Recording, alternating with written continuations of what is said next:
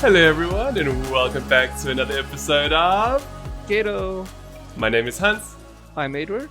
and we are your hosts for now and forevermore. Or until we succumb of old age and just kilter over. And be consumed in resin. Yes. Yeah. Well, if you're new to the podcast, welcome to one of the best variety podcasts on the internet that deal with everything to do with gaming, entertainment, technology, and lifestyle.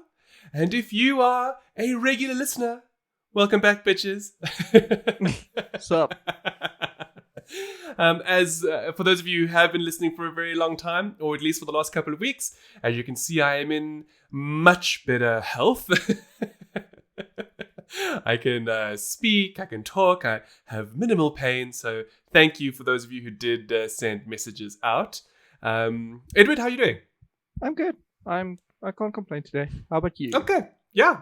As I sort of I jumped ahead. Alluded to. Yeah. No, I'm good. I'm good. That's good. I'm feeling a lot better. The treatments are working, that kind of thing. Mm-hmm. So pain is at a minimum. It doesn't help that I have a high pain threshold, so I need to be careful just in general. But yeah, so far so good. So I am ready for Ghetto episode 35, which is a very familiar number. We won't go into reasons why. But yes, very familiar number. So, as always, in terms of episode structure, we're going to go into a little bit of reviews, previews, and news. As always, I love how that rhymes. We have some other interesting things that we want to talk about, some special things that we've been alluding to for the last several episodes, which are finally available. And a pretty cool, long, and hopefully interesting episode awaits. Yeah. Hopefully not another 40-minute episode. Well, I mean, we're past those beginning short, cumbersome episodes. We're now, we've hit our stride, and an hour 20 is how we like to do things now. Yeah. A nice, full-length feature. Yes, exactly. So going straight into it, we're going to go into some, namely reviews. Not very many previews this time. Although, with that said, y'all must know that November is going to be a super exciting month for us, because of all the hardware releases and that. So there'll be a lot of previews and reviews to look forward to, especially from a tech and gaming perspective. So with that in mind, we're going to go into movies right now. To begin, I watched Enola Holmes recently on Netflix, which is, and I didn't know this, it's actually based on a series of books based on the character. For those who don't know, she is meant to be Sherlock Holmes's younger sister. And I've got to admit, the movie was it was wholesome. It was nice, It's one of those films that, not that it's designed for children, but I kind of got Harry Potter vibes from it. Not because of magic or anything, but just in terms of, this old Victorian setting. And it's very much the kind of film where, if you're an adult and you have kids, it's safe for the kids to watch. But also, it's good enough for an adult to enjoy, if that makes sense. Okay. Yeah. So, I mean, I would give it, a rough maybe 7-ish out of 10. It's a good movie. It's cutesy. There are a lot of really nice elements to it in the sense of, obviously Enola is a girl. And in that time period, and even today, unfortunately, women aren't as highly regarded for certain professions, and what the movie does is it sort of breaks those molds. And it says, it breaks the stereotypes as well, in terms of saying that, if you're a young woman, you can do whatever you put your mind to, and, you can be anything that, you really want to be, and that you don't have to fit into what society thinks you should be, That's it's cool. it's an empowering message, regardless of your gender. And from that perspective, I enjoyed it. And let me tell you, the young actress who also acts in Stranger Things, Millie Bobby Brown, is exceptional. That's why she looks familiar. Yes. And she's really a phenomenal actress. And I'm foreseeing a very, very good career for this young actor, because she's just very good. Like, she sold the film, to be perfectly honest with you. Very, very good. Now, another film that I did watch was I'm Thinking of Ending Things. And Yes. I'm good. It's a difficult movie for me to talk about without spoilers. So, but at the same time, it's the kind of film where the spoilers will actually serve to enhance the film, if that makes sense. Okay. So I'm going to just speak about it as is. The movie takes place around a young man and woman, and they go to visit the young man's parents for dinner one evening. And as this plays out, there are glimpses of another very old man. All right, and as you watch, if you are perceptive enough, you will see very strange things happening. Things like the actress's name changing and her outfit changing colors, and the way the parents behave are different depending on which one of the actresses she's supposed to be, but she's not changing who she is. If that sounds very confusing, there is a good reason for it. Now, the movie doesn't necessarily explain it up front. It's very much for you as the viewer to look at what's going on and put together what you think is happening. And given the incredible inconsistencies in terms of how the young man generally always stays the same, but what happens in terms of that one evening and the dinner with his parents is consistently evolving and changing. It's almost like there are 4 storylines happening at the same time, and it's up to you to piece together which one of them is real. Now, the reason this happens, and they don't necessarily explain it, is technically because the old man that you see glimpses of every now and again is essentially, and I'm assuming this is the case, is an Alzheimer's patient. So what ends up happening is you are reliving his best moments before he inevitably passes away. You see? Mm-hmm. And essentially the story you watch is broken down into what is real, what is fiction, and where is there a middle ground to all of this?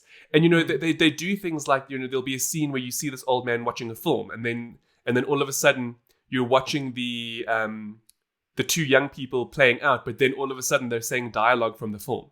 So then you're like, is this real or is this just imagination?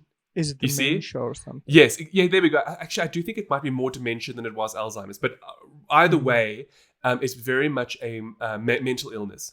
And, from that perspective, it's a sad film. When you reach its conclusion, it's sad because he passes away, right? And obviously, I'm thinking of ending things. Look, there's more to it than that. So, like the way the story plays out, it's interesting in its own right, and it leaves you to wonder: did any of it even happen? Is this all? Did he decide to rather imagine all of this to make himself feel better towards the end? Is it all just a delusion? You see, that's cool. It's very well shot, and from a large portion of it, it comes across as a little bit of a horror, because you're not really sure what's going on, but also at the same time, it's very confusing if you don't piece it together quickly. So I was the only one of the people that I watched it with who really gathered what was going on. So from that perspective, I guess the film didn't really hit it home the way that they should have, if that makes sense. Yeah. But it's an interesting film. It is very long. I would say that it probably could have been done in about half the time that it was done in.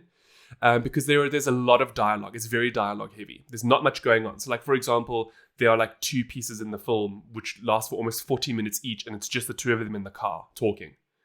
Okay. So yeah, it's not riveting from that perspective. Yeah, but I can it is interesting. I'll say that. I would give it maybe 6.5-ish, maybe a little bit less, just because of the fact that it takes a long time to really get things going. And you've really got to want to hear people talk. And, I don't mean that in a bad way. I just mean that it wasn't engrossing. Like, for example, there's an excellent TV show that I thoroughly enjoy watching on Netflix, and it's called Criminal. I've watched the German, the French, the Spanish, and the UK version, with the German one being my favorite, followed by the UK version. And that's also just talking. In the sense of, it's police people trying to find out from this criminal whether they did the crime or not. And it's, in my personal opinion, it's excellent. But the difference between these two is that you clearly know what's going on in Criminal. You know the premise. You know why they're there. So therefore, you can now, be enveloped in how it unfolds. Whereas with this film, you don't know what's going on. So you just have these people talking the whole time, and then it doesn't make sense because, there's different things happening, and what's real and what's fake. Do you know what I mean? It's very confusing. You don't know really what's happening until the very, very end. And even then, you are left to decide for yourself what actually happened. It kind of reminds me of Eternal. Yes, what's Eternal Spot? What's Sunlight of the? What? Yes, Spotlight of Minds. Yes, something like that. And it kind of reminds me of Eternal that. Sunshine of the Spotless Mind. Yes, there we go. And it kind of sounds like that almost. I think that was a better film in many ways. Look, this film is good. It's shot very well. Okay. And I understand, the overall meaning, etc., etc. Anyway, I don't want to talk about it anymore. If it sounds like something you'd want to watch, give it a shot. But if you do get bored and you do stop, nobody will blame you. If that happens, watch Enola Holmes. Yeah, it sounds like much more intriguing. Now, for those of you who are watching the video, you will see certain products in the background. We're going to be talking about those briefly, in the sense of Edward has reviewed them. And after that, we can finally reveal what we have been wanting to talk about for 2 months. For a long while now. Yeah. Edward, take it away. Yeah, so recently we have been given the incredible opportunity of being part of a campaign with Logitech. Yes. And yes, it's live at the moment. It went live on, I think, Tuesday. The program is called Create Advanced. That's technically the slogan, and it's all about the Logitech G Content Creators Academy, which has been set up as, well, in the sense of a competition to groom a variety of lesser known content producers into what could be the new face of Logitech. Actually, to be perfectly honest, the competition has a 6-month contract for the winner to actually work with the Logitech brand to represent the brand, and the brand will then help them elevate their status and their communities at the same time. Yes. It is, in my personal opinion, probably one of the most interesting and incredible competitions that I've seen in a very long time, specifically from a local perspective. And we love it. It's one of the reasons why, when we were approached to partner with Logitech on it, we said yes. Not only do we really like the Logitech brand, but, we like to support the community. We want to uplift people as much as possible. So Logitech is giving people this opportunity in the sense of, if you are a content creator, whether it's streaming games or you're interested in being a games journalist or anything to this effect, as long as it's got to do with tech and games and you're contributing on some perspective, we implore you to enter. And the cool thing about it, and what Logitech's going to do, is they're going to select a variety of individuals, and they're going to eventually train them in the sense of how do you build a business around being an online entertainer. And in so doing, they're going to allow training from 2 very talented South African streamers, namely Sam Wright, Tech Girl, and Dave Kozlowski from Super 2-Bit. So it's a very, very, very cool initiative. And if you'd like to know more, we'll obviously link in the show notes, or you can just go to famous.com. Yeah. And now, obviously we like the brand, as you said. But this is... I recently, like the last 2 weeks or so, I've been reviewing their headset and their mouse, a new headset and a new mouse. This is removed from the campaign at all, just to make it abundantly clear. We did review it before we started the campaign. We were approached for reviews long before we started doing the campaign. Before we entered campaign negotiations, because we will be upfront about it. Because we've partnered with Logitech G South Africa, we are being paid for advertising on our website and as well as social posts. But other than that, that's as far as it goes. We have a very clear transparency policy where we do not accept product or payment or anything really for reviews. So now with that said, these products in particular are not their best. Um, and but as but a in all Logitech, fairness, yeah, one is entry level and the other one is mid yes, tier, right? So but even then, it wouldn't be their best. But no, okay, that's fine. It's fine. Look, so this is Gettle/Vamers, where we are always honest to a T. yeah, it's, no, even if it gets us into trouble. yeah, yeah. The thing is, I love Logitech. I'm a one of those hyper mega fans, I guess. So I feel that I can be abundantly honest and just say this: the headset in particular was bad. It's the Logitech G733. Now it's not bad sounding; it sounds great, and Yeah. it's got amazing range. It's I think it's 20 meters transmission range, which is That's incredible. phenomenal. Yeah. But where it kind of disappoints is the fact that it's only supports 2 platform. It's wireless only, and also it's very shallow. It scratches my ears. Is there no audio connection? Auxiliary? Not at all. Not at all. That's disappointing. It has no 3.5 or 6.3 or Bluetooth. It's literally only connected via the USB dongle. So that really limits it then. Oh, that's literally unfortunate. to Windows and PlayStation. That's the only 2 platforms it works on. That's very unfortunate. Yeah, it's as good as it sounds. It's super limiting and uncomfortable. Like it's comfortable to rest on your head, but once you go, well, at least once I went about 2 hours with it, it started chafing my ears. Oh, that's not good at all. Not at all. It's the first Logitech headset that did that, so I was quite surprised. That's very interesting to me. So Edward's had it for a good period of time. I now have it in my possession, so I'll be testing it out myself. And should I have the time, I will be doing a video review. So that's interesting. Well, okay, that's unfortunate. Yeah, but it isn't. Look, I think your biggest problem with it is the fact that it's so limited. So like, it's not a terrible headset, but why limit it in such a way? Exactly. Yeah. Like, give it at least a 3.5 connection, you know?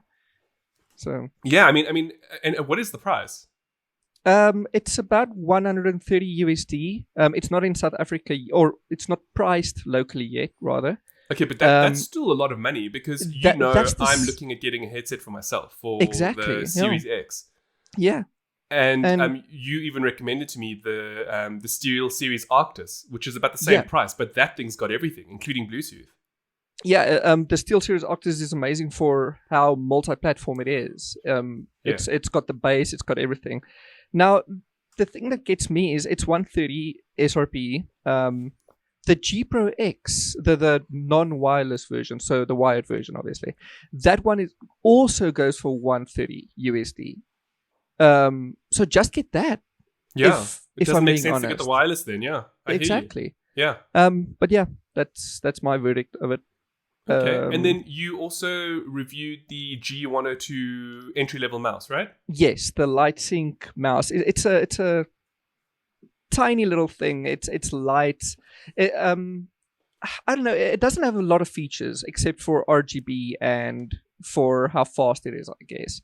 But what sets it above the rest in its class is essentially the build. And now we all know Logitech has phenomenal build quality. But if you're going to buy entry level, you're not going to care for that. Let's be honest. For a few rand more, you can literally get the mouse just above the G102, the 403. And it'll last you 10 times longer. It'll give you 10 times more features. Yes. And I literally can't recommend the G102 at all. Except for if you literally just want the most basic of the bunch. Basic RGB. Basic RGB. Yeah, that's all it is. Okay, so thanks, Ed, for the hardware reviews. Not as good as we had hoped, unfortunately. But, I guess not every product can be awesome, right? Yeah. There has to be, not necessarily good and bad, but, it's for different markets. Like the 102 is for entry level. And honestly speaking, now that I'm probably going to end up doing the 733, I don't really know where that fits in. given the lack of the lack of features. Yeah, it's weird. Anyway, speaking of hardware, do you know what would be super cool? What? Controlling your dreams. Yeah. Hey, That would be super cool. I mean, think about this for a second. How often? I mean, okay, or at least I have thought about wishing that I could possibly take control of what is happening. You know, kind of, Keanu in The Matrix. You know, eventually when he knows he's the one and he can like fly and manipulate things, and do you know what I mean? Yeah. So, I don't know about you, but I think the only one time where I, not necessarily was lucid, but I do remember the once sleeping. Okay, obviously being in a dream, and then sleeping and going into another dream. So sleeping in the dream. Yeah. So in my dream, I fell asleep and then had another dream. I don't even understand how that works. It's Inception. Yeah, kind of actually. It kind of like a whole Inception thing. Maybe that's where Christopher Nolan got the idea from. You know, maybe he also dreamt within a dream. Anyway, so I bring this up because there's been some really cool research by MIT, specifically the MIT Media Lab, and they've actually created this very cool device. It's called a dormio, which I'm actually wondering if it's got to do with dormir, which is the word sleep in French. Anyway, I'm not too sure where that comes from, but anyway, it's called dormio, and it's essentially an app and this like wrist-worn device which has sensors on the wrist, the forefinger, and the middle finger. And what it does is it measures your heart rate, the position of your fingers, and it basically sort of analyzes where you are in your sleep pattern. And that's cool. The app and this wrist thingy, they work together to help you to influence how you dream and what you dream about. That's so it's not exactly like, I mean, at first when I saw this thing, I thought that it was like this cool thing that you put on your wrist, and then like while you're sleeping, you can be like, oh yeah, you know, like kind of like a Minority Report, you know, where you could like, you know, like you can decide what you want to do, you know, but then of course how would that work because you're sleeping, you know? So the way that this works is essentially what it does is it looks at your different levels of sleep, and when you move into hypnagogia. I almost wanted to read it as hypnagogia, but that's obviously not correct, yeah, because you know, South African. So when you get into hypnagogia, which is the earliest stage of sleep, what it does is it then tries to suggest to you what you should dream about, and it does this, from what I can understand, from an auditory perspective. So the way this dormio thing, the way that they tested it, right, is they took, I think it was 50 people, and they did it they did it fairly recently, and they put these people in these devices, and what it did is it suggested to them, think of a tree, and it did it. It did it twice apparently. I think one as you're falling asleep, and then the second time during this hypnagogia stage, right? Okay. Because apparently this hypnagogia state is where it's like, you know, lucid dreaming, you know, where you're sort of awake but you're dreaming. So apparently that's the stage, and then apparently the research shows that you can actually get people to dream things if you suggest things during that time. So anyway, during the study, they found that 67% of people, when they were told to think of a tree during the stage, actually dreamt of trees. That's actually cool. It's cool, right? It's such a wonderful and like interesting thing. But now I'm wondering though, how so this glove thing they put on you, it has speakers. Look, that's what I'm assuming. So I tried finding a little bit more information into it, and they didn't really specify where or how they suggested that. So I'm assuming it was, they were told, You know, Okay. in other words, when I say told from some sort of sound, maybe a speaker in the room, Maybe or maybe they Bluetooth had or whatever. headphones on, yeah, or Mm. something to that effect. Just in the place where they were sleeping. So I mean, I imagine it had to be auditory. I can't Yeah, imagine how well, else you would. yeah, like, kid, This this isn't ain't no carbon Elon Musk computing. tech, okay? Yeah. Not Yeah. yet, anyway. Not yet. Yeah. So it's just it's a really fascinating thing because essentially this research comes from other research that's been done on sleep. In the point of where like there was other research done in like 2015 and before where it showcased how people who dream in another language are actually better at learning new languages when that happens. Yeah, Now, yes? I heard about that as well, and Yeah. apparently, Now, yeah. I'm like you're bilingual, and to an Yes. extent, I'm trilingual. I'm not really. I'm very bad with Afrikaans. But anyway, I actually can't recall having dreamt in Afrikaans, but I do think I have spoken French in a dream before, which is a little bit unusual, you know. Or rather, I think I remember I was dreaming with French family, and I could like I spoke to them like fluently. I'm not really that fluent in real life, but it was an amazing feeling, you know. Well, I suppose maybe it's you did, because I've dreamt in both English and Afrikaans before. See that's So cool. It's cool. yeah, So look, apparently what it does is it's anecdotal evidence shows that you're better at picking up languages then, you know? mm, Anyway, there was other research that also showed something to do with finger tapping. And if you were able to like finger tap during your lucid dreaming stages, you were actually able to be better at performing certain tasks in the real world. Which I find really strange because apparently like the finger tapping was a way of like reminding you to think of something.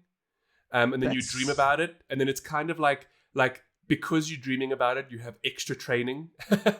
that sounds like some Matrix shit. Exactly.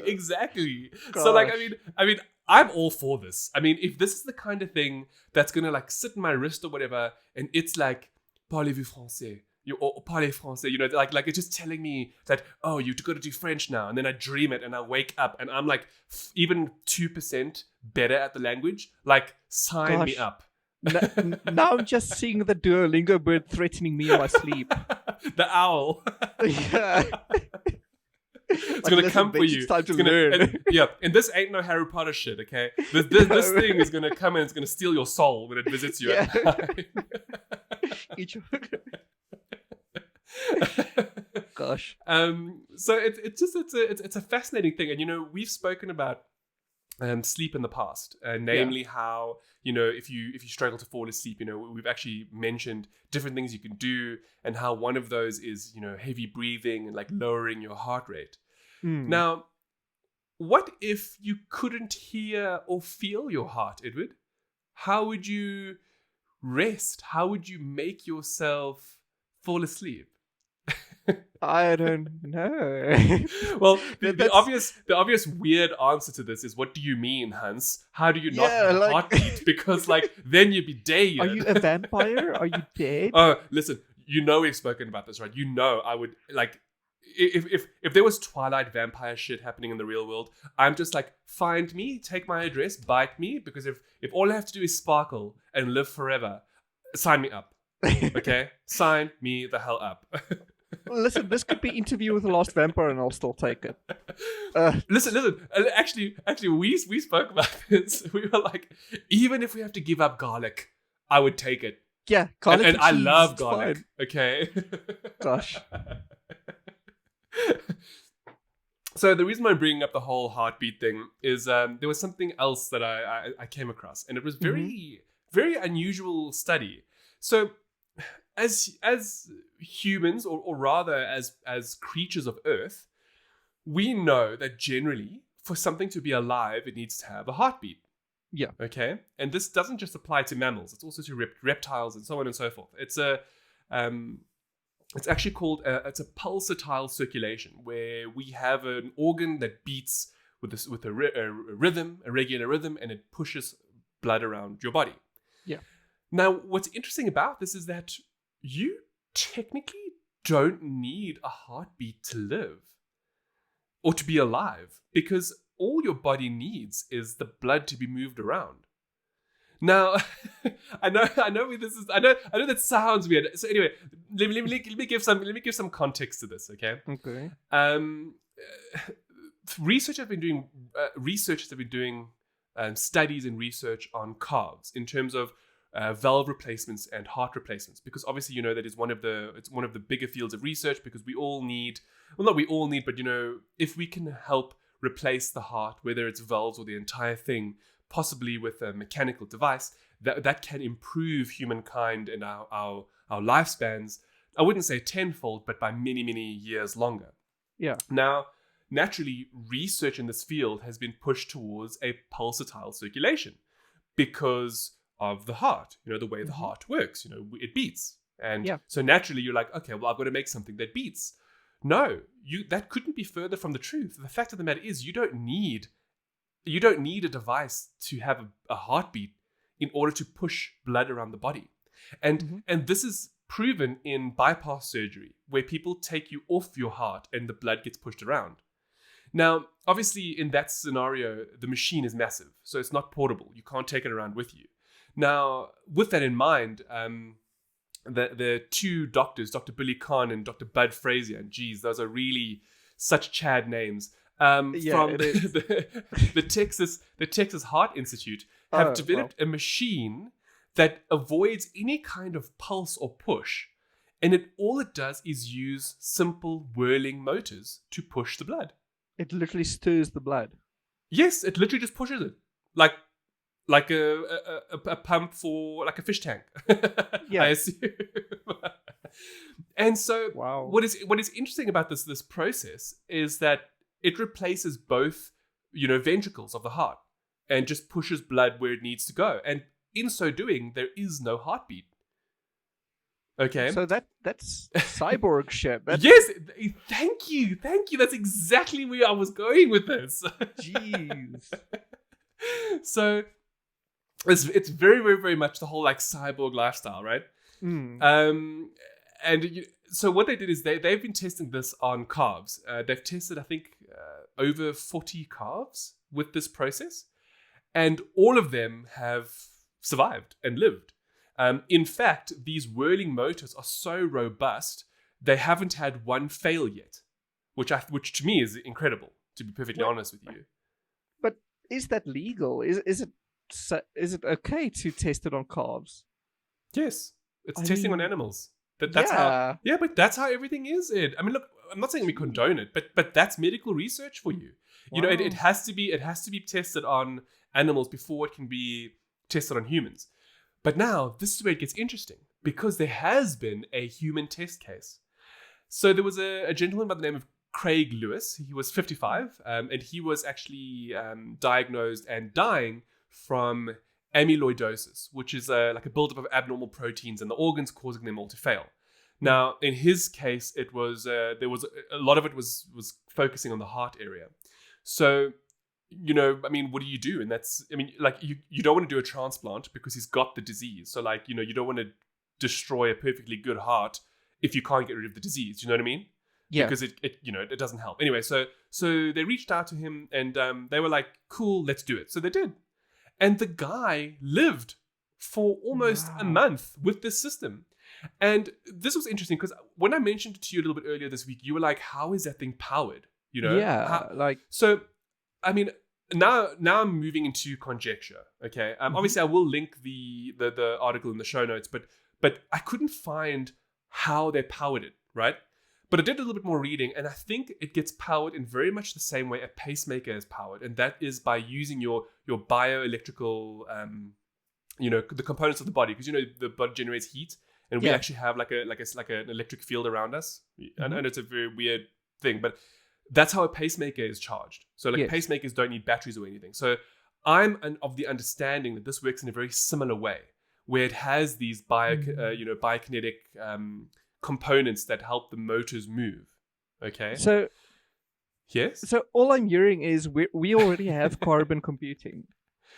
We have ways to power machines with our bodies. This is not exactly the same as last week, where where they've managed to develop actual carbon components that can conduct electricity. Therefore, we will soon have carbon computing.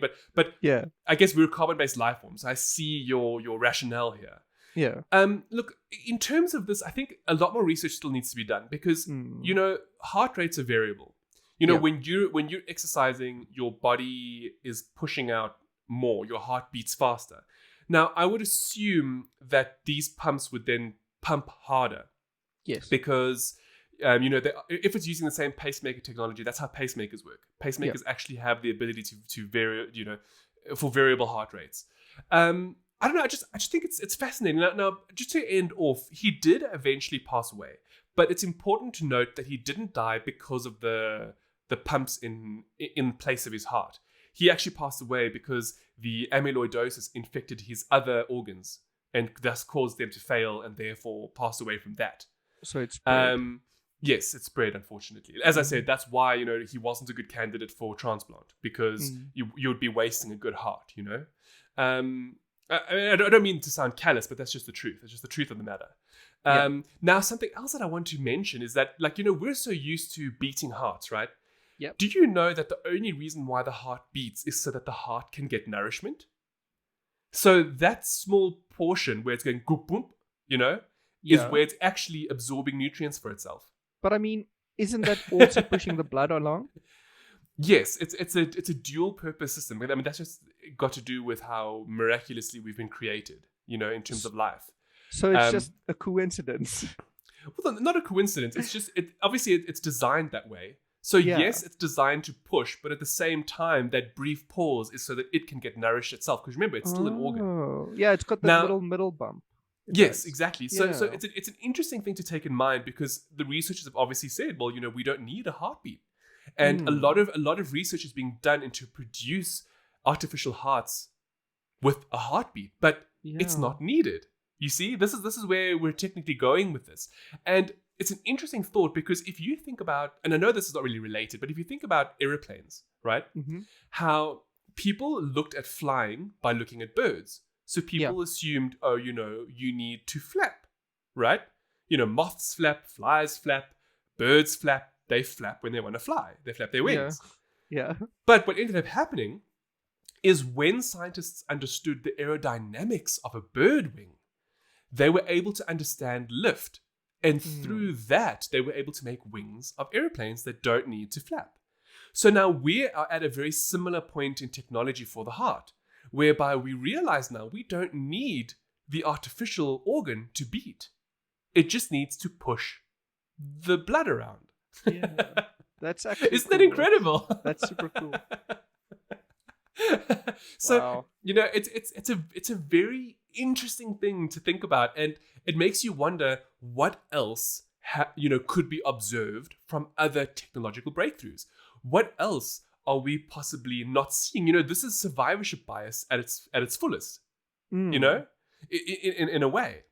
Now that is leading me to something called the spotlight effect, Edward. Okay. Okay, here's a good one for you and for everybody who's listening. Have you ever gotten ready to go somewhere and then you mess on yourself? Or rather, let's say you go out to eat and then you mess on yourself, and then right after that, you have to go to like a presentation or a meeting or something. Mm-hmm. A lot. Have you ever wondered if anybody else will notice it? A lot.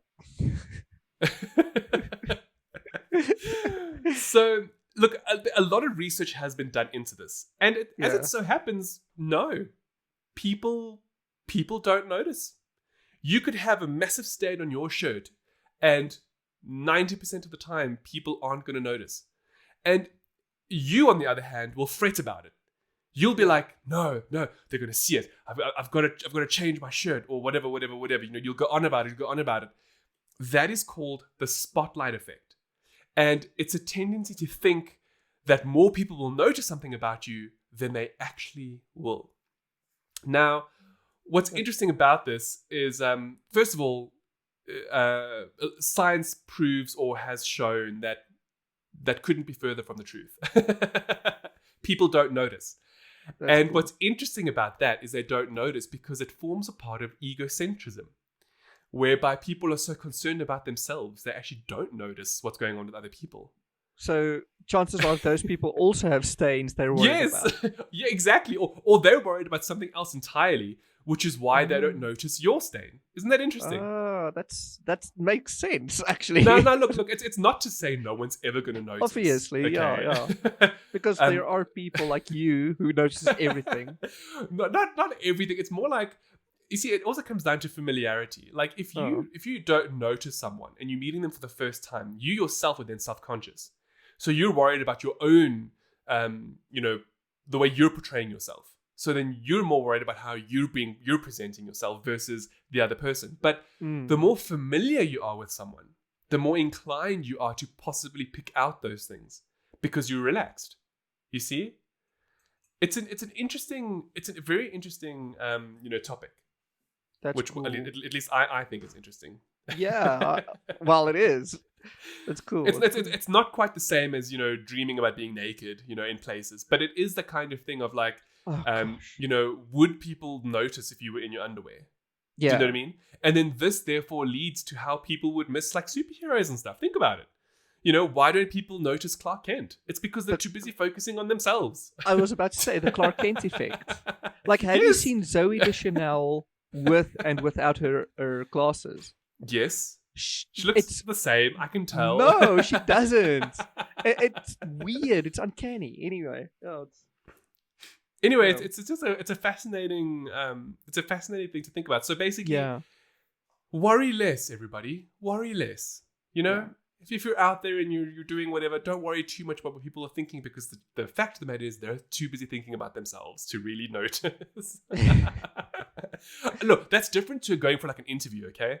Because like if you're in a room with like 3 other people, they're going to notice stuff. So obviously, and also interviews are meant to scrutinize you. So yes, they're designed that way. It's not the same as going to like the mall to buy something. People in the mall aren't going to worry. They're not going to look. Exactly.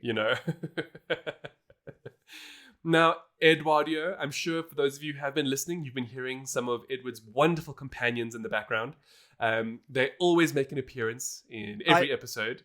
I hope not today, because they've been a little bit bad when we started out. Yes, I know. That's why.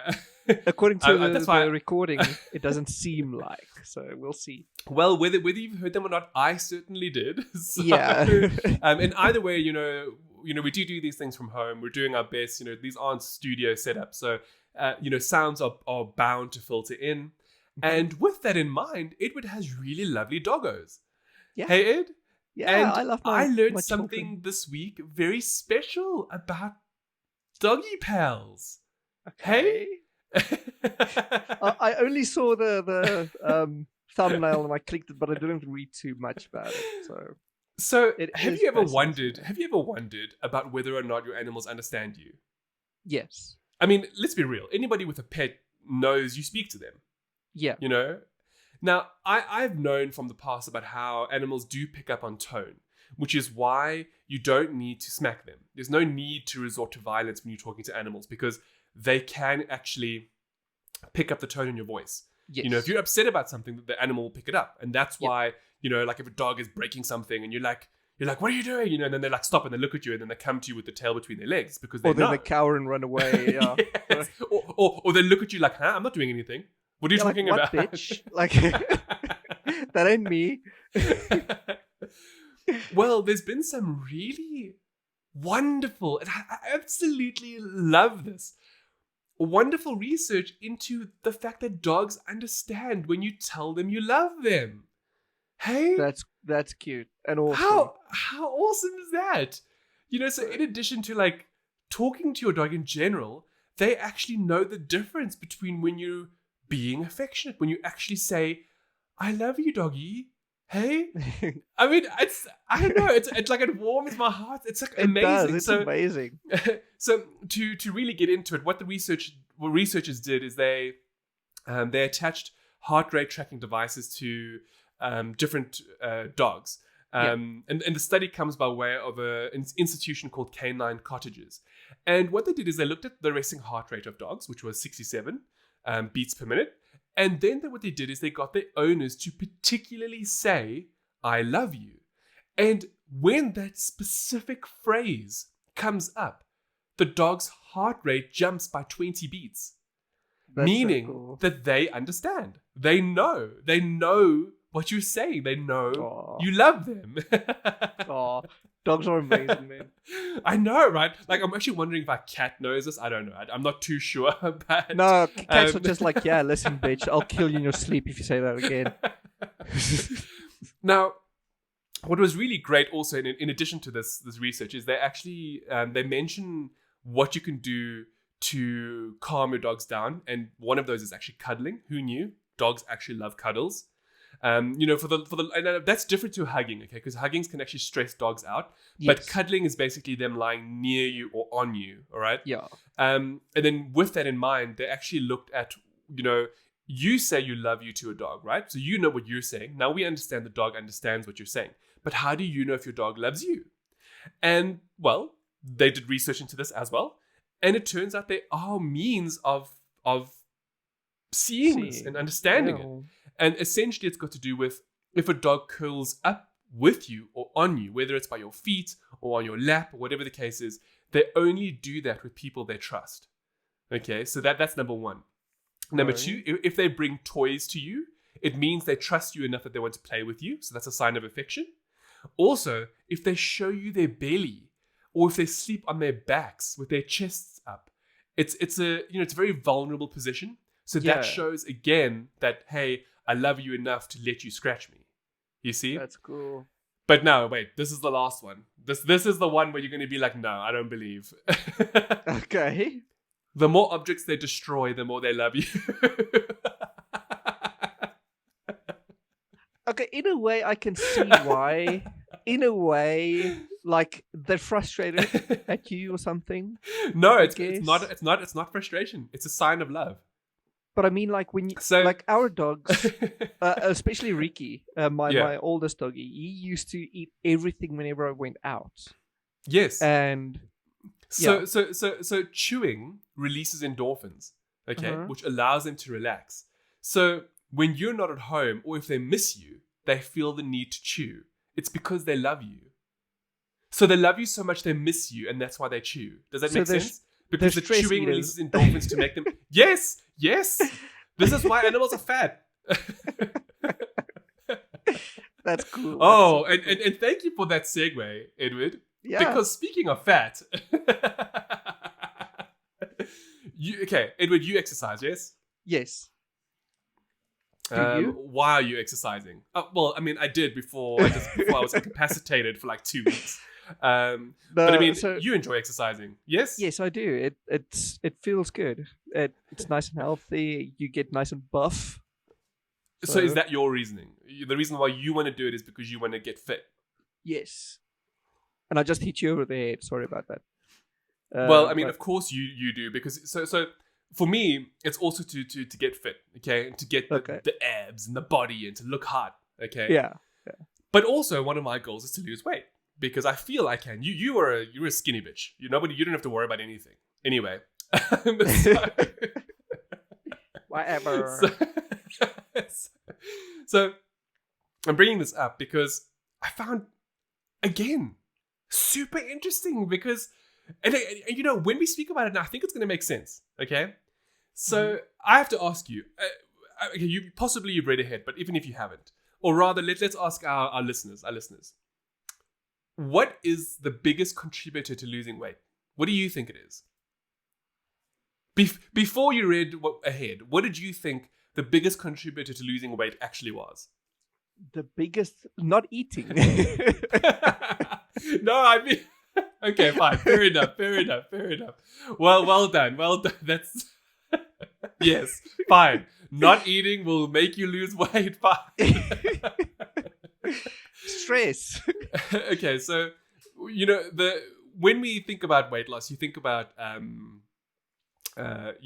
exercise. The more you exercise, the more you sweat, and that is a contributor to losing, because you're losing... fluids, and obviously if you're losing, you know what I mean, right? You're burning calories as you work out and blah blah blah. Exactly. It's actually breathing out. See, that astonishes me. Like, I get breathing is good for enduring exercise, Yeah. but Yeah. please explain to me how breathing out will make you lose weight. So there's this brand new Australian research, okay? And they've actually traced the route of fat going out of the body towards atoms. So you actually lose atoms when you are losing weight. And you know, that makes sense because, you know, if you have to think about, you know, atomic structures and so on and so forth, you know, it has to go somewhere, right? Like if you're losing fat, those atomic structures have got to go somewhere. Yeah. Well, it turns out that when fat is broken down, right, a couple of things happen. So I'll try and do like a brief sort of look at it, okay? Now, when that happens, you know, chemical bonds obviously, you know, they're broken because, you know, you're expelling energy, etc., etc., etc. And that obviously, you know, it releases heat and fuel to power your muscles and to keep you going and, you know, to spur your not your immune system, well, actually your immune system as well, but your digestive system, you know? Mm-hmm. But the thing is, the atoms, which is the stuff that the fat is made of, actually remain in your body. So although you're doing all of this stuff, right, and of course, all of that contributes towards fat loss, the fact is, where do the atoms go? And, well, it turns out via your lungs and carbon dioxide. So they become air. well, it's CO2. That's so, cool. great. So I guess we have to blame all the people who exercise for global warming, right? For climate change. Yeah, like, how dare you? So there's a brief rundown of how it works. So, you know, when you eat a lot of fatty foods, right? Yeah. Fat is stored in the body in cells called adipocytes. You know, I'm sure you've heard of the adipose layer. You know, the fat layer, right? Yeah. Okay. Yeah. And in that sense, they're stored as the compound triglyceride. Now, triglyceride consists of three components, namely carbon, hydrogen, and oxygen. So it basically means that when you're working out, you're breaking it down into, H2O and CO2. All right? Okay. So obviously, when you're doing the H2O thing, that's when it's excreted in urine, feces, sweat, etc., etc. Yes. But not necessarily CO2. Yes, a little bit in urine too. But for the most part, that comes out in your lungs. And, you know, like when you excrete, you know, all of these, you know, H2O and the chemicals through sweating and urine and feces and whatever, that can be replenished by drinking water. But only CO2 really gets expelled from exhaling breath. Oh. And it's only and the difference is versus water, which can replenish, you know, lost fluids, CO2 can only be replaced by eating or consuming beverages, or like eating, eating and drinking is what I mean. Yeah. So it's incredible, hey, if you think about it. That's cool. You know, and there's obviously got to do with like biological processes and stuff, like, you know, when your body's breaking down things, you know, obviously because, you know, we require oxygen for stuff. Yes. So naturally, if you think about our bodies and on like a daily basis, all we do is we breathe out CO2. So that's actually you breathing out fat. No wonder I'm just skinny. Whatever. So essentially all the results are saying is that the lungs are actually one of the primary excreting organs for weight loss. That's cool. Hey? That's actually super cool. So to talk about that a little bit more, apparently we expel roughly 200 grams of carbon every night when we sleep. Sorry. Well, I mean, every day we expel 200 grams, of which a third of that is expelled just when we sleep. Yeah. That's really good. And apparently when you do like moderate exercise, you expel an extra 40 grams of carbon dioxide. So it all works together. So that's it, everybody. Breathing, which we all knew was super important anyway, but it contributes to fat loss. All the more reason to breathe more when I'm exercising. Hey, Edward, because I'm one of those quiet people. I don't make noises. And we've spoken previously about how noises are good for pumping. For various things. Sorry, fine, yeah. We're not at NSFW yet, so... Oops, jumped the gun. I don't know. I think it's incredible. Look, that's not now for everybody out there just to be like, oh, I'm going to breathe more deeper to lose weight. That's not. That's not what we're talking about here. But it's just to show Yeah. you how incredible the human body is. Yeah. You know? That's Now, cool. of course, CO2 is a problem on Earth. Yes. And so, what does that mean for our future, Edward? Does that mean we're going to forever stay here? Well, I like to think not. Obviously, the Mars thing is going on, and eventually we'll yeah. get more planets. So Mars would require terraforming, right? Yes. And you've seen the research that I found, or what scientists have popped up. Why don't you tell us what it is? So there are super habitable planets. Yeah. Very, very, very far away. Okay, so essentially, we all know scientists are looking for habitable worlds. I mean, we've spoken about them before. Isn't Kepler one of them? Kepler 2b or something like that? Yeah, basically now, Aurora, I think it's called, or something. Oh, I don't know. There's a lot of research into it. Now, what was interesting about this is for the longest time, people or scientists have been like, no, there isn't anything. Well, it's not that there isn't anything. It's just that there's nothing in reach. That's actually what they really mean. Yeah. Because they've looked at, 4,500 or more planets. There's probably more. They've looked at a lot more. And out of this current selection, they found 24, which they believe could sustain human life. Now, they go into a lot of detail in this, and we're not going to really speak about that detail, all right? Mm-hmm. Things like, temperatures and, star decay, etc., etc.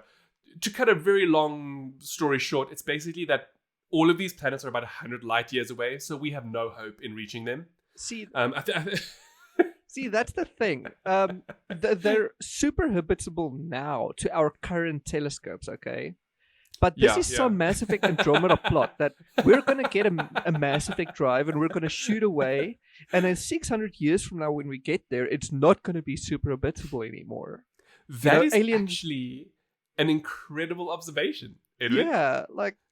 So at the moment these are 100 light years away, right? I think doesn't that equate to something like 100 million kilometers or something? Something ridiculous? It's ridiculous. Yeah. So we don't have the tech to get there. Or something like it would take us 100 million years to get there with our current technology. Yeah. So, what is it going to look like in 100 million years from now? Considering how dinosaurs were only 60 million years ago. Right? Right? The dinosaurs came 60 million years. The alien forefathers came before, just after that. And then we got human civilization. I mean, look, think about it. They're saying that human civilization is only, 6,000 years? Hey? Yeah, 10,000 years or something. Exactly. So now we're talking hundreds of millions of years. So what is even there if we ever get there? I don't know. Anyway, so Edward brings up a super, super, super valid point. And so essentially, I'm sure researchers have thought about that as well. And so what they're saying is that no, these discoveries are going to help us make better telescopes, which I still don't see how that's going to help given the speed of light. But anyway. It's going to see faster.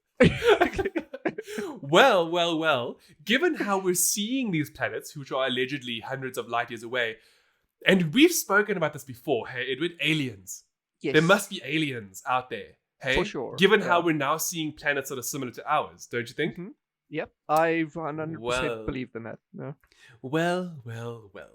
So we all know 2020 is a train smash, okay? Yeah. It's just one of those things. All we're waiting for now is something else before the year is out. And actually, I saw a meme last night. God's gonna come at the end of 2021 and be all like, "Oh, sorry, y'all, my niece got my cousin had my phone. What's up?"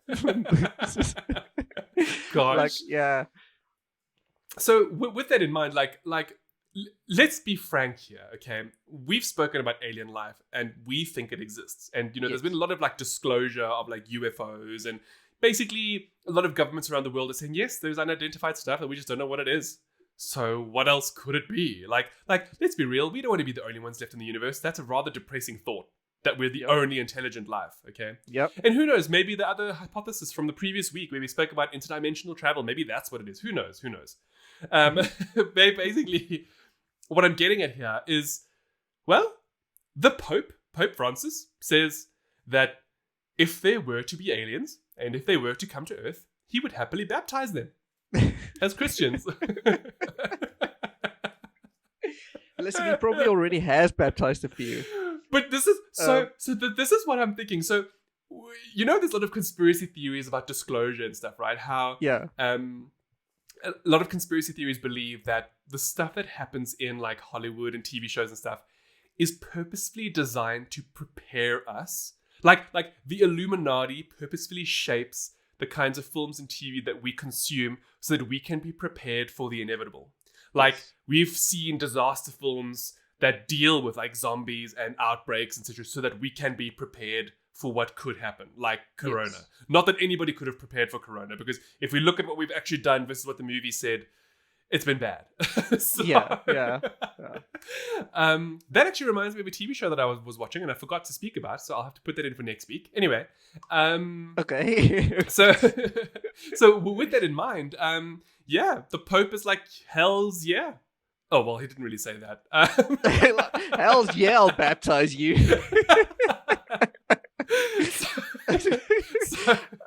So the Pope is all like, who are we to close our doors to anyone? Okay, and he further elaborates this, and he even like mentions, he literally says, and he goes like, I'm talking about Martians, the green men with the big noses and the big eyes, or whatever the case is. So he was pretty clear when he mentioned aliens, all right?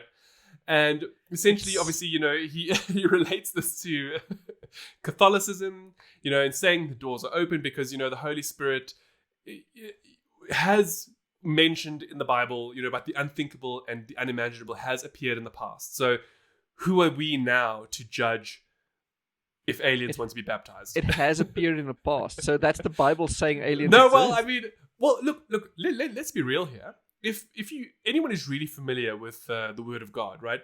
They do speak of creatures that are unexplained. Yeah, like from yes.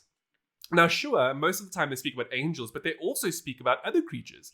Like minotaurs, for example, are in the Bible. So, these things either really had to exist or people hallucinated them. We're not really... Yeah, it's Look, a muddied area. I am a Christian, okay? So I believe, and I firmly believe in Jesus Christ and things like that, and I'm happy to say so. So, the fact is that there is stuff that is said where you have to look at it and you got to be like, yes, we are not alone, Yeah. However controversial people might think that, me saying that, but it's the truth. Anyway, so he clarifies it a bit more, and he talks about how Christians have struggled in the earlier stages with temptation and essentially specifically rejecting the living presence of God in various forms. And that could mean animals and in life, and you know what I mean? So that's why he's saying this. He's basically saying, if God did create everything, if you do believe that he's created everything in the known universe and aliens exist, therefore they're God's creation. That's really all that it is. God. Yeah. Do you know what I mean? Yeah. So, so of course he has to say this. That's cool. That's super and to further his quote, he basically says, when the Lord shows us the way, who are we to say, no, Lord, it's not prudent. No, let's do it this way. He goes, who are we to close doors? And he's right. Yeah. Now, about those doors, Edwin. I'm so glad that he's saying this because you know where this is going, right?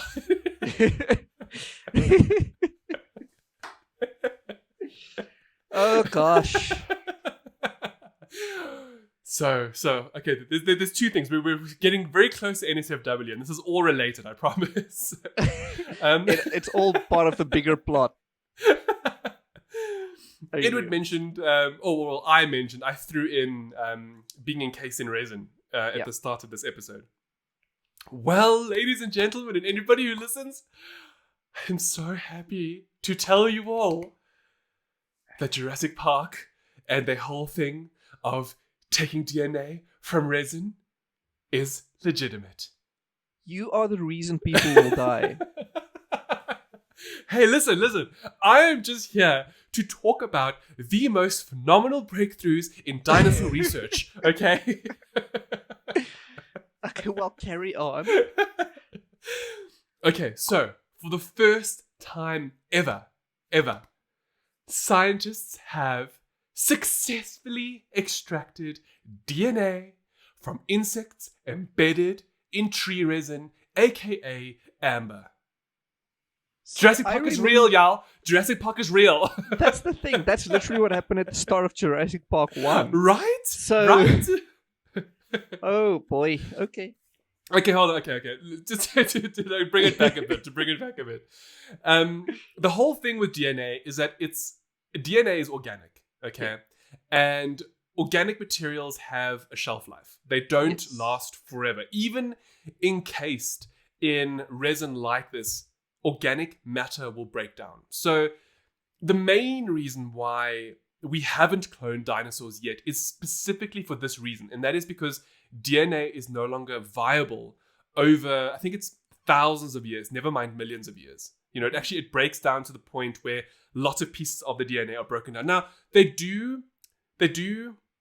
Michael Crichton does mention this in the book because he obviously did his research, you know, and that's why, you know, in the movies and in the books, they talk about how they use like frog DNA and chicken DNA to rebuild the DNA sequencing of the creatures, and that's how they bring them back. All right. Okay. Now, we've mentioned previously in one of our early episodes how they wanted to reverse engineer the chicken because the chicken actually has like dinosaur DNA in it. It's basically like the granddaddy of dinosaurs. Of the dinosaur, and, yeah. Yes, and if they can reverse engineer the chicken, we can get dinosaurs again. And I'm all for this, okay? So anyway, back to extracting DNA from resin. What the scientists did, and I think this was a period over, it was 6 to 10 years. They actually took bugs and they encased them in amber, in DNA. And over a period of 6 years, they let them harden and whatever the case is. And then they they harvested these amber bits. And then they tried to get the DNA from them. And in so doing, they discovered some really incredible new findings. And that's essentially how like the traditional means of working with resin actually destroys DNA. Oh. So this research is showing that they need to develop new means of working with resin. You see? Makes sense. And yeah, exactly. And it's other little things like how DNA, when it's encapsulated, everything's encapsulated, including like possible air and H2O and whatever the case is. Yeah. And when that happens, it can form chemical reactions with the DNA as well, therefore destroying it, you see?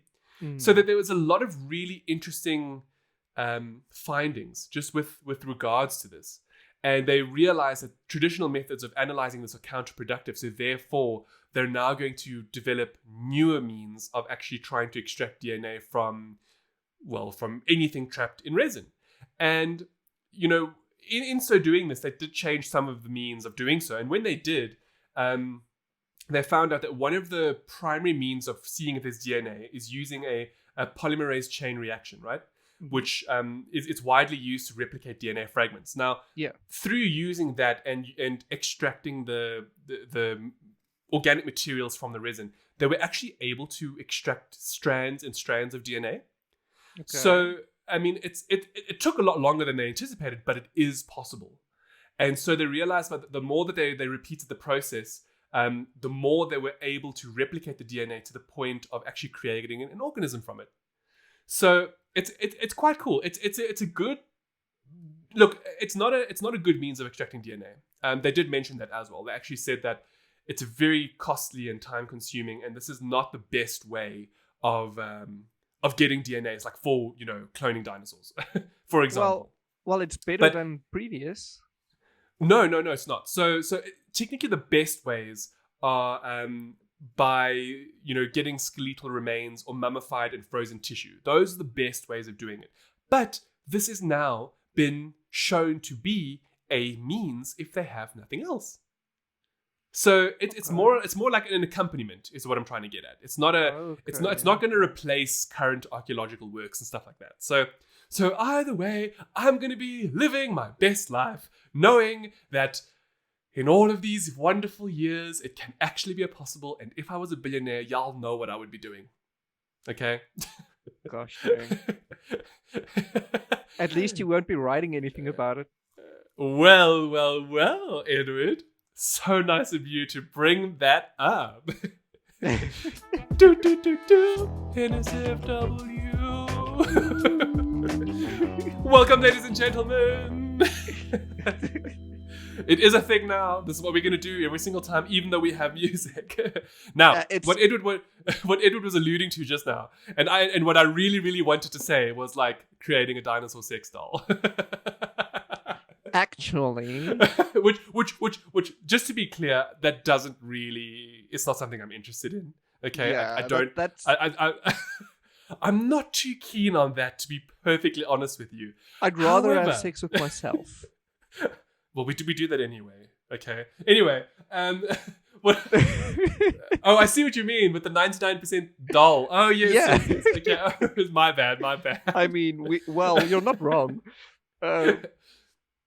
Now, with that said, yes. And Edward he already knew, which I'm not surprised, but it was a shock to me. Okay, is that there is actually a genre of written material called Dinosaur Erotica. Literally smut. Okay, dinosaur smut. That's what it is. Which I really had no idea was even a thing until, I don't know, I randomly found this. I don't even know how. Just thanks, Reddit. Yeah, Reddit. I was about to say, you always find random stuff on Reddit. So essentially, there was this article, and it has to do with these Texas college students who've actually created Dinosaur Erotica, which is a whole new genre of reading smut. Okay, and it's just to do with how people fall in love with dinosaurs and then it's pump the them. weirdest thing, man. Like I remember reading about this one book before I knew it was a genre. I don't remember what it's called, but it's about this were velociraptor. So in other words, the guy turns into a velociraptor. Oh, you know what this sounds like? This sounds like a movie you still need to report on. Oh yes, it does. It really does. It's only been like 30 episodes, Edward. Yeah, close to, give or take a few. No, I do. But anyway, this woman, she goes and she's searching for this guy, and she finds out, oh no, he is a velociraptor, and the movie is just about their love. And I don't get it. Not the movies, the novel, and I don't understand how people can even think this up. Neither do weird. I. Neither do I. It's so weird. Look, it's really weird, and I don't know. It's bordering on bestiality, to be perfectly honest. It is. I mean, which is in itself a problem. Yeah. It's just with extinct animals. So what? I guess that makes it okay. I'm gonna go with no. It doesn't. I mean, they specifically say it's beast sex, but that's literally the meaning of bestiality. Yeah, a nice way of skirting the issue. Right? Yeah. Now, with that in mind, I have to read you some of these titles for some of these books that these young ladies have written. I mean, and you know, power to them, because it's a genre that nobody thought anybody needed, but it's apparently quite big. Yeah, it's things like taken by the pterodactyl, ravished by the triceratops, of course, taken by the T-Rex. That's such a is that the sequel? No originality. Is that the sequel? So. Or like T-Rex troubles. Ooh, and then of course, they haven't just left it at prehistoric animals. They've also gone into mythical creatures. So there's like poked by Puff the dragon, or my personal favorite, pounded by the Pegasus. What? Pounded by the Pegasus. That's a woman who likes horses, or a man who likes horses, and just put wings on them. Oh gosh, I can't. It's too good. It's too good. Honestly, though, I can't wait for the inevitable prequel taken by the Gigantosaurus. Okay. By the what? Gigantosaurus? Yeah. Oh gosh. Okay. Look, I've actually found an excerpt from Pounded by the Pegasus, and I just want to read. Okay. Prepare to be moist, readers and ladies and gentlemen. I couldn't find a good one for one of the dinosaur ones, unfortunately. So I've just got this. So we're just going to read a very small little bit of it for obvious reasons. Okay. Okay. The storm had moved off as quickly as it had arrived to terrorize some other community with its wrath. Back in bed, her jittery nerves calmed considerably. Laura fought to keep her eyes focused on the horsey teen novel she was reading. Slowly, her sleepy lids closed. Nichu! Laura's eyes fluttered open. She lay motionless, heart pounding, still laying on her back with the open book on her chest. She listened. Nichu! Laura's eyes fluttered open. Oh, it was a sneeze, a very tiny sneeze, like a mouse with allergies. She sat bolt upright. Maxie was still on the bed, but the feline's gaze was focused intently on something by the window. Laura squinted. Something was missing. Flash! The white mare was still in her place on the window seat, but Flash was gone. Thinking the winged figurine had fallen off onto the floor and shattered, she hoped not, Laura eased out of her bed and tiptoed over to the window, careful not to step on any broken bits in her bare feet. The floor, however, was bare. No tiny ears or hooves or amputated wingtips. So where was he? Suddenly, one of the throw cushions moved. Once, then twice it wobbled. Again, Laura was paralyzed with fear. To her horror, an elegant white nose appeared, followed by a slender alabaster feathered wing, which sprouted from between the brocade fabrics. The pillows parted, and Flash stood to his full height and slowly flapped his magnificent wings. He spoke. "Hello, Laura." Laura shrieked and fell backward, running into the bedpost hard in her panic and haste to get away to the doorway. "Oh, please don't be frightened," said the voice. "I am so sorry I woke you, but it was all the cat hair in the cushions, you see. I've been needing to sneeze for years." So naturally, y'all can take it where it goes from there, okay? And obviously, given my reading, when I was reading things like hard, it was all wonderfully italicized. Wonderfully italicized. Gosh dang. This is some crazy kind of fanfic, okay? I tried to reenact some of it on the camera, and it just became too crazy. Now y'all remember from last week's episode where we spoke about Thanos. Yep. We are delivering this week. So speaking about fanfic, we all know just how blessed the Titan is. Well, going by the PEGASUS, obviously the Titan would be just as. Oh gosh, Edward.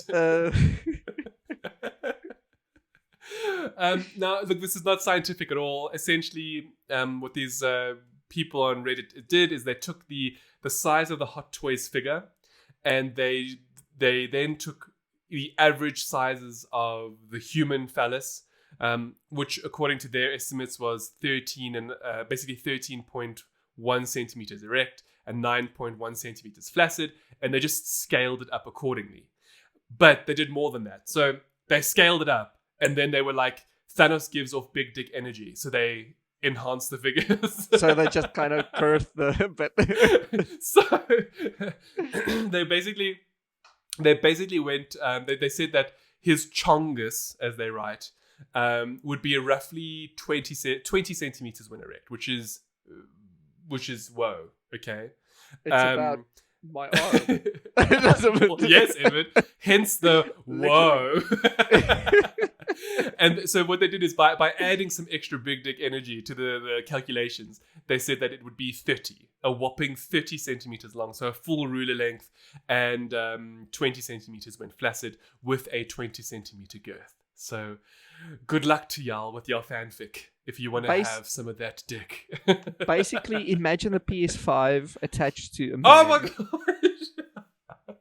No, but the PS5 would make it look tiny. It would be real here. Be real. You think? Yeah, it's yeah. You know, when this came up, you know, Edward and I were talking about it. And obviously bringing it up for this episode because we promised to in the last episode. But then there was something else that was happening. I was watching Grey's Anatomy. Not even really related, but you know, TV movies anyway. And like, you just check these people having a great time, and they just get up and go to work. And I'm like, no. Listen, don't you wash? Yes, where does showering at? Like fine. If y'all be doing it at night and you fall asleep, cool. I mean, that's just bad for the sheets. You're going to have to change them the next day or whatever. Yeah. Unless, of course, you go to the bathroom and do a quick wash and come back. But what I'm trying to get at is that it's never portrayed accurately on TV and movies. No. It's always these people doing the deed and they just get up and go. And I'm like, it's ew. messy. Okay. Yes. I mean, like I actually put this towards Edward. I was like, it's so gross because it's basically like, you've just done 40 minutes of hard exercise, okay? And so, which means you've been sweating, which means that you'd be stanking, okay? And then there are fluids that you're not taking care of. Yeah, so not to mention the discharge. Yes. What, you're going to have crusty goods the rest of the day because you just decided to have a quickie, get up and leave and go to work? Like, no. No. Can you say ING? Anyway, so this, of course, got Edward thinking. As always, and he went and he found interesting things to do with discharge. For both you know, men sexes, and women, which we've spoken about this before. Remember how it has a similar pH to coffee, especially with vaginal discharge. It's one of the previous episodes. Really fascinating, worth a you know, going back and listening to. But Edward, just lead us through this interesting thing you found. Yeah, so as we all know, discharge is a thing. It happens. Whether you are... assuming, of course, you're having a good time and doing things right. Well, you can wake up and find your bed all wet and soggy even. Yes, hashtag single life forever alone. The point is that we all have discharge, okay, men, women, and usually it doesn't smell, okay? But sometimes after the deed, you'll notice that there's a kind of a smell going on. Is it me? Is it my partner? Now, it turns out that... You're also talking... It's that room smell, right? Like, y'all get together, y'all go to the bathroom, y'all come back and be like, hey, was that us? Yeah, right? Pretty much. Pretty much. And often you'll think that, hey, is it me? Like, you'll have the spotlight effect, I guess. Yes, that's so true. Now, if you haven't washed like the people in Grey's Anatomy, it probably is you. But that is not to say it's your own discharge. You know, actually, I remember. So I just to bring this up. I remember I was watching this TV show, and I can't recall which one it was, but it was this couple, and they were really like angry with each other, and they were fighting. And you know, they were basically separating. You know, and one of his arguments was, it's because you don't give me a BJ anymore. You know, and then she was like, who wants to BJ a disgusting dick after you've come back from exercising and smell like ass? You know, I saw that. Yes, I know. A movie. I can't remember which one it was, but I just remember laughing myself sick at that because it's so true. Yeah. You know, unless your partner is with you and you're both gross after like an hour of exercise, no one's gonna really want to just exactly. I don't remember which movie it was, but I remember the guy replying with, but I like getting it on after the gym. Yes. Man. Anyway. So anyway. We all have it and we all smell differently. So naturally, this doesn't necessarily mean your partner has rank bodily fluids, as the post I found says, but it literally just mostly comes down to the fact that the pH balances of your vagina and your discharge and whatever, it literally alters the way everything smells about you. And I don't mean just your discharge now, I mean everything. Including your own musk, I guess. Yes, of course. Now, according to Healthline, there are various reasons why, especially after sex, you'll notice these different different smells, I guess. Yeah. I was looking for a different word, but I couldn't. So the biggest and most, I guess, contributor to this is the pH balance. But also, did you know that semen is literally the opposite to the vaginal liquids, the vaginal fluids? Yes, because there's alkaline and then there's acidity.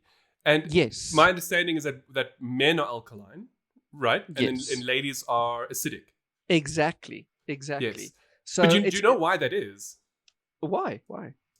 It's because the vagina is made to kill. I don't. Oh, yeah, I think we spoke about that before, actually. Yes. Yes. It's made to ensure, it's to stop you from getting pregnant, basically. It's made to like keep things out because it's quite a sensitive environment. Yes. That makes a lot of sense. And yeah, that's essentially, so when the semen enters the man's discharge, obviously, it smells like nothing until the chemical reaction happens, and suddenly it does.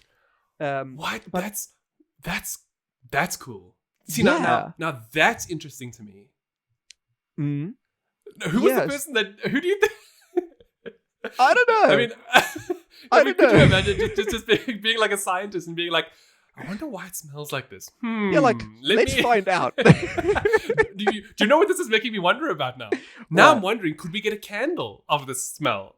Oh my gosh. Okay, I'll put a pin in that. Oh, you know what? Okay, yeah. Okay, fine. Actually, I- one of I'm- these days, episode 69 or something, we'll Oh my have an gosh, yes. unboxing episode where we try out all these candles and incense. Yeah. Yeah. Okay, so that's episode Okay, 69 but then. it's going to be a proper YouTube episode though, because like we're going to Of have to like course, show. it'll have to the- be. the- It's going to be a live special, rather. Listen, that's incredible. Okay, so yeah, you were saying so when they meet, they merge together, right? It gives off a smell, yeah. Yes, and that's obviously one of the reasons why it smells differently. So it's not bad, it's not a rank smell unless you don't clean. Always clean, please, people. Oh well, I mean Um, naturally. Yeah. Now, in the case of same-sex couples, especially women now, Oh, it's been yeah. noticed that female on female sex also have similar results. So You the mean act of- its own unique smell? yes. So basically, the act of Wow. tribbing, that's scissoring for those of you who don't is know. that what it's called? Yes, it's Oh, well, Edward, I've learned something new today. so it's the act of Hashtag tribbing. tribbing. I think it comes down to the fact that it rubs against each other. That's what tribbing means. Okay. So, yeah, basically, Wow. when the fluids mix, when they touch each other, chemical reactions once again happens. Different Now- pH balances cancel See, each other out. That's what I'm curious about now. Now, is this maybe just to do with human fluids, just in general? I think so, because the post goes on to mention that basically it's barrier protection whenever that comes into contact with the human fluids, whenever lube comes into contact with human fluids. This is specifically the vagina, though, hey? Yes, the vagina, also the butt sex. Oh, Yes, obviously when you play around with the junk in the trunk, the tools yeah. that was in the trunk will have a smell. And obviously stuff like menstruation plays a big role. Yes. And yeah, now the big thing is though, the point I want everyone to take away is that everyone has a smell, obviously. Yes. But when the smell persists, when it returns after you've cleaned, when it does actually smell particularly bad, like menstruation Yes. smells like iron, discharge smells usually just like, I don't know, you'll know when you have a lot of it, sex, I guess. Yeah. Yeah. Yeah. Then it's recommended to see a doctor. Always just go to an obgyn or a gynecologist or something. Yes, that's some sound advice. Wow, you've really very interesting, Edward. This was Yeah. very good. Yeah, Yeah, it's this is very cool. So look, I see here as well. You mentioned that anything that goes in any of these orifices will actually create a unique smell. yes. At the end of the day, You know that I'm wondering now, like, spit smells, right? yes. I wonder if you had to take two people's, put it together, if it has a unique smell as well. I wonder. I know That's a good I know question. it's like totally random. No, but like, yeah. But then also, you know what else that I'm wondering about? What? What if this determines compatibility? Oh, maybe. Do you know, like for example, let's say you're with a partner, right? And you go down there and you're just like, it's terrible. You don't like the taste. You don't like the smell. What if that's just a partner thing? Do you know what I mean? Yeah, that's You know? a good question. Kind of like, no, sorry, this is not for me. I'm not gonna do more it like with you anymore. so you know, like pheromones are a real thing. Yes. And how certain pheromones can be attracted, like some people are more attracted to others because of pheromones, right? Yes.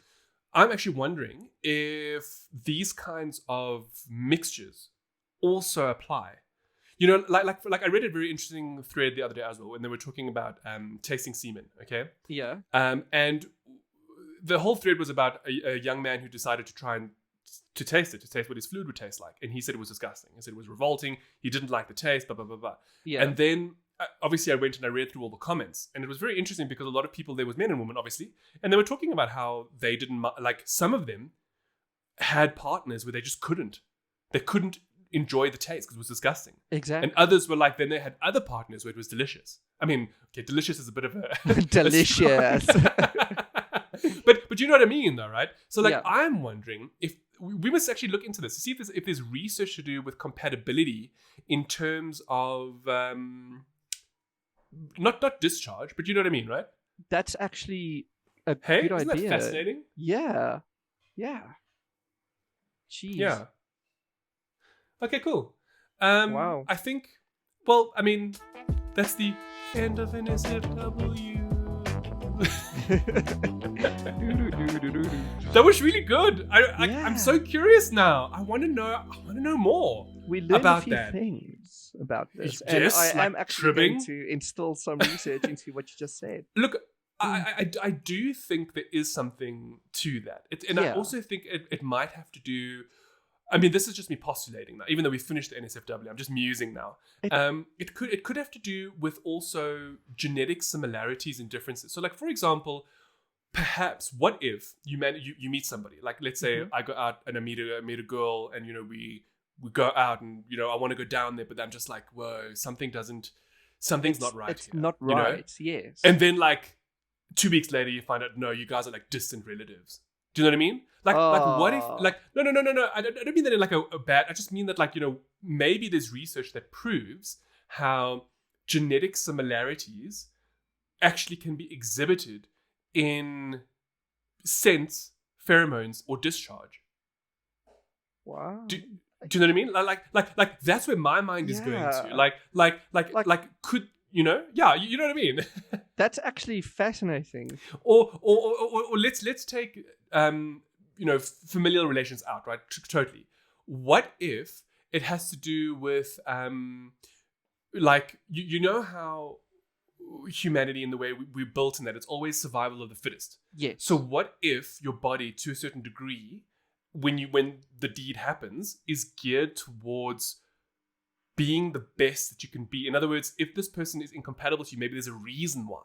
Maybe you don't know it, but they have like a genetic anomaly that your body is like can pick up. Like, no, kind of don't like, do this. Yes. Like kind of like, for example, if you eat asparagus, right? Some people have the genetic ability to smell asparagus in urine, others don't.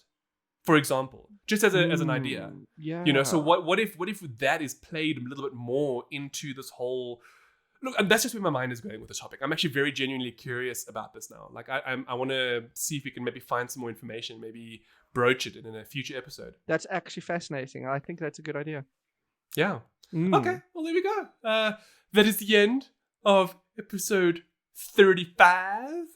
It was a good one. That was amazing. always that last bit. That last bit. I love it. It's becoming my favorite. Yeah. We learned for those so of much. you who can't see the back end, we actually had to remove 2 NSFW topics out of this episode because of time.